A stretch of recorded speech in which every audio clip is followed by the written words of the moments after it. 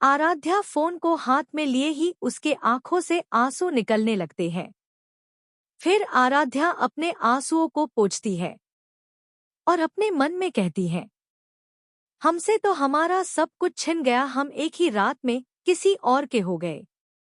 पर भले ही जिंदगी में कुछ भी हो जाए, पर ये आराध्या शर्मा वादा करती है अपने आप से के अकेले जिंदगी काट लेंगे, पर अब हमारी जिंदगी पर किसी और शख्स का अधिकार कभी नहीं होने देंगे, क्योंकि हम आपकी तरह नहीं हैं। हमारे लिए रिश्ते बहुत मायने रखते हैं।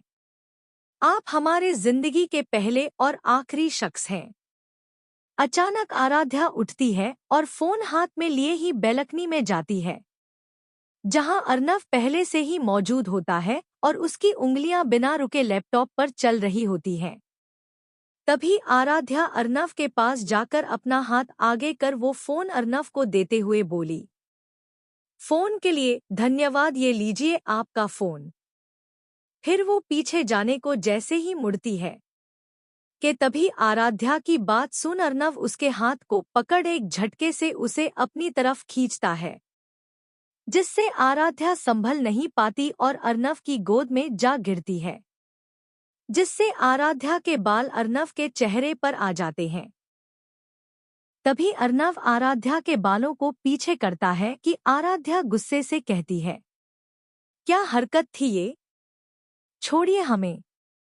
ये बोल वो अर्नव की गोद से उठने लगती है कि तभी अर्नव तेजी से आराध्या को कमर से पकड़ लेता है, जिससे आराध्या अर्नव के बिल्कुल करीब आ जाती है। अब बिल्कुल अर्नव के चेहरे के सामने आराध्या का चेहरा होता है, जिसे देखकर अर्नव मदहोश होता जाता है। अब अर्नव की नजर आराध्या के पिंक होठों पर पड़ती, जिसे देखकर अर्नव आराध्या से कहता है, अगर तुमने ये फोन नहीं रखा तो मैं तुम्हें अभी किस कर लूंगा। पर अर्नव की बातों का आराध्या कोई जवाब नहीं देती और अर्नव की पकड़ से छूटने के लिए तेजी से अपने हाथ पैर चला रही होती है, और वो अर्नव की पकड़ से छूटने में असमर्थ रहती है। तभी अर्नव अचानक आराध्या के और करीब बढ़ने लगता है।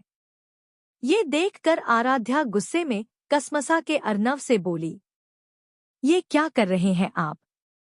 देखिए, छोड़िए हमें, नहीं तो हमसे बुरा कोई नहीं होगा, समझे आप? जाने दीजिए हमें। आराध्या को ऐसा परेशान होते देख अर्नव को हंसी आ जाती है।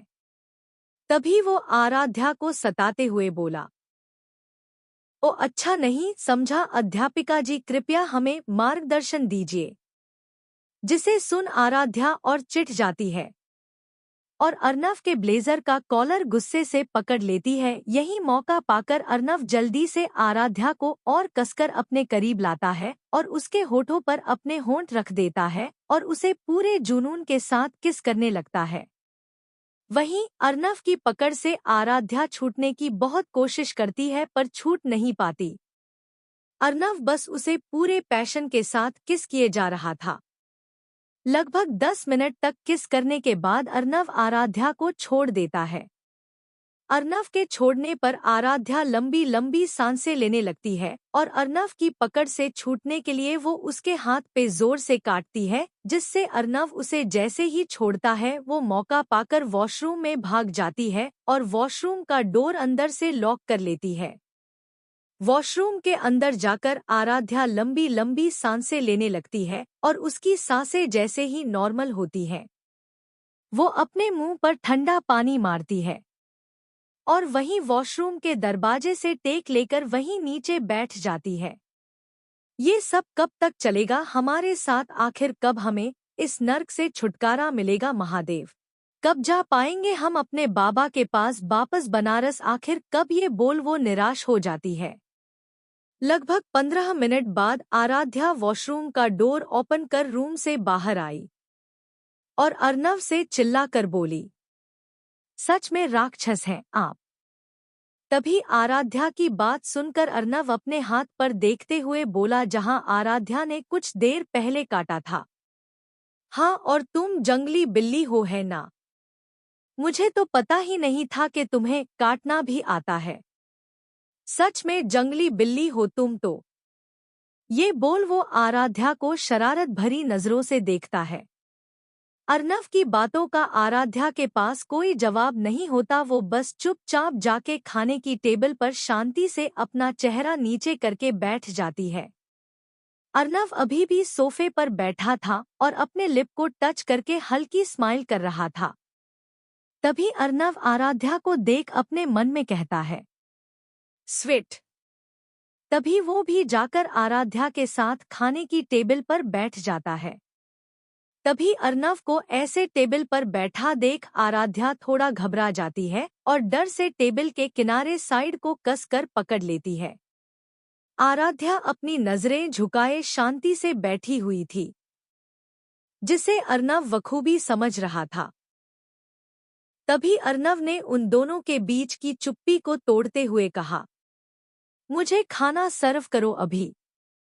अर्नव ने थोड़ी ऊंची आवाज में आराध्या से कहा।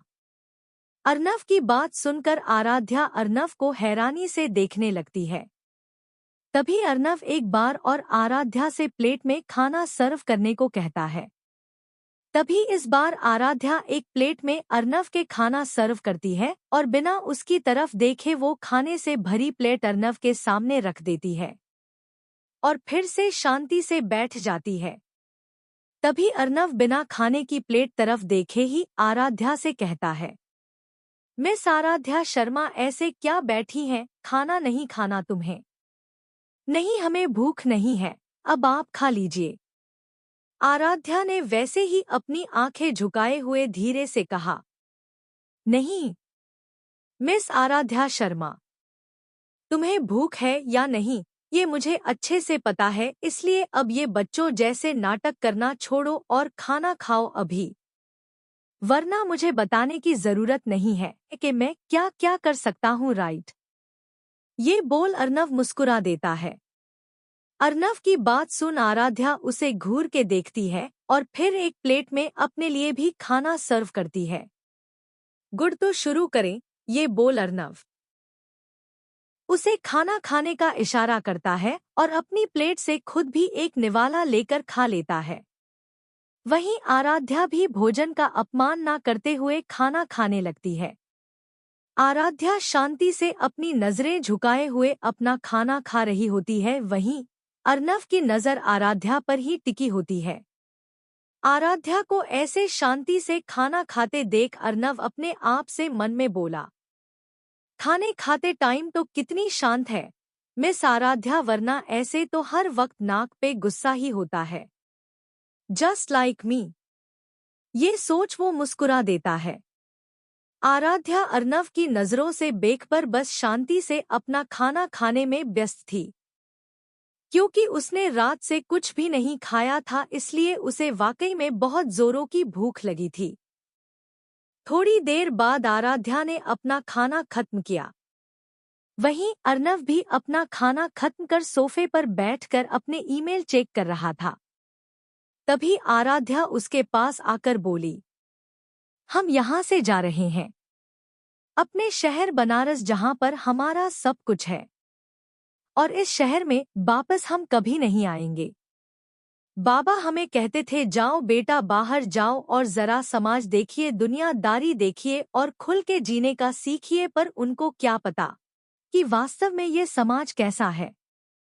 शायद आपके पास हमारा पर्स रह गया है, तो कृपया करके हमें हमारा पर्स दे दीजिए।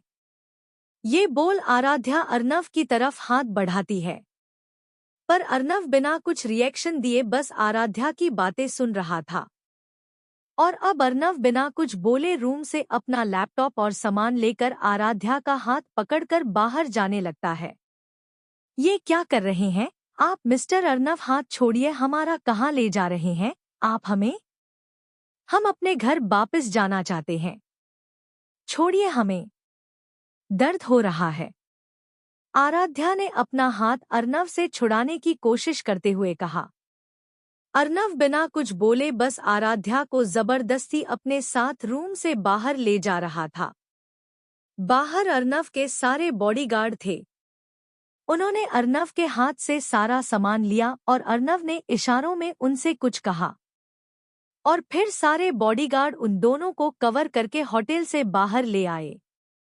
एक बॉडीगार्ड ने अर्नव के लिए रेस्पेक्टफुली कार का दरवाजा खोला। अर्नव ने आराध्या का हाथ इतना टाइटली पकड़कर रखा था कि आराध्या के हाथों पर निशान पड़ गए थे, जिससे आराध्या की आंखों से आंसू बहने लगे। जैसे ही एक बॉडीगार्ड कार का डोर ओपन करता है, अर्नव आराध्या को गोद में उठाता है और कार सीट पर बैठाकर खुद भी बैठ जाता है। आराध्या अब गुस्से से अर्नव की तरफ देख रही थी कि तब तक कार स्टार्ट हो जाती है, जिससे आराध्या गुस्से से बॉडीगार्ड को देखते हुए बोली, कार रोकिए। पर बॉडीगार्ड कार नहीं रोकता, जिसे देखकर आराध्या दोबारा से गुस्से में बोली, हमने कहा कार रोकिए, हम इनके साथ कहीं नहीं जाएंगे, हमें हमारे घर वापस जाना है, रोकिए कार अभी। अर्नव आराध्या को जोर से पकड़कर अपने सामने करता है और आराध्या के होठों पर उंगली रखते हुए कहता है, शट अप। जिसे सुनकर आराध्या एकदम चिढ़ जाती है और गुस्से से अर्नव की कॉलर को पकड़कर कहती है, आपकी हिम्मत कैसे हुई हमें किडनैप करने की? आपने हमारे साथ अभी कम बुरा किया है क्या, जो अभी भी हमारी जिंदगी खराब करना चाहते हैं? कोई इतना कैसे गिर सकता है? और फिर आराध्या रोते हुए अर्नव के सीने पर जोर जोर से हाथ मारने लगी, पर अर्नव पर इस चीज का बिल्कुल भी असर नहीं दिख रहा था। आराध्या की आंखें एकदम लाल हो चुकी थी। तभी आराध्या अर्नव को छोड़ सीट के किनारे जाकर कार की खिड़की में जोर जोर से अपने दोनों हाथ पीटने लगती है, जिसे देख अर्नव तुरंत आराध्या को अपने साइड खींच अपनी गोद में बैठा लेता है और गुस्से से आराध्या का चेहरा पकड़कर कहता है, बहुत भागने का शौक है ना तुम्हें? ऐसा कहते वक्त मानो अर्नव काफी ज्यादा गुस्से में लग रहा था। सामने बैठा कार ड्राइवर, जो अर्नव की कार ड्राइव कर रहा होता है, वो फ्रंट मिरर से यह सब कुछ देख रहा था। तभी उसे आराध्या पे तरस आने लगता है। तभी वो अपने आप से मन में बोला, हे भगवान, क्या जरूरत थी ऐसे इंसान से पंगा लेने की जिसके पास दिल नाम की कोई चीज नहीं है? और अगर इनके सीने में दिल होगा भी तो वो भी पत्थर का ही होगा। पत्थर दिल है ये बॉस। पर इनको भी मानना पड़ेगा, इनकी जगह अगर कोई और होता तो कब का जमीन दे चुका होता। पर ये सच में काफी बहादुर लड़की है जो ऐसे राक्षस का मुकाबला कर रही है अभी भी। अर्नव आराध्या को एक झटके से अपनी साइड खींचता है और जबरदस्ती उसे किस करने लगता है। अर्नव किस करते हुए बीच बीच में आराध्या के होठों को काट भी रहा था, जिसकी वजह से आराध्या के होठों से हल्का ब्लड निकलने लगता है। वहीं दर्द की वजह से आराध्या के मुंह से आ निकल जाती है।